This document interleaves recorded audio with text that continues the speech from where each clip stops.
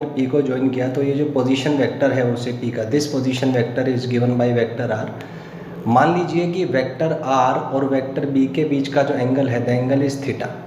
तो हम डिफाइन करते हैं vector L is equal to M vector R cross vector B, जहाँ पे एम पार्टिकल पी का मास है, वेक्टर आर पोजीशन वेक्टर है ओ से पी का, और वेक्टर बी पी पॉइंट का वेलोसिटी है।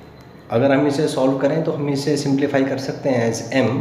We know that R cross V can be defined as R B sine theta into N cap, जहाँ पे एन कैप एक यूनिट वेक्टर है जो परपेंडिकुलर होता है to the plane of vector R and A vector V. यदि हम angular momentum के मैग्नीट्यूड की बात करें, आप यहाँ देख सकते हैं मैंने वेक्टर का साइन हटा दिया है because I am talking only about the magnitude. So it can be defined as mod of vector L which is mrv sin theta, क्योंकि मैग्नीट्यूड में हम यूनिट वेक्टर इंक्लूड नहीं करेंगे।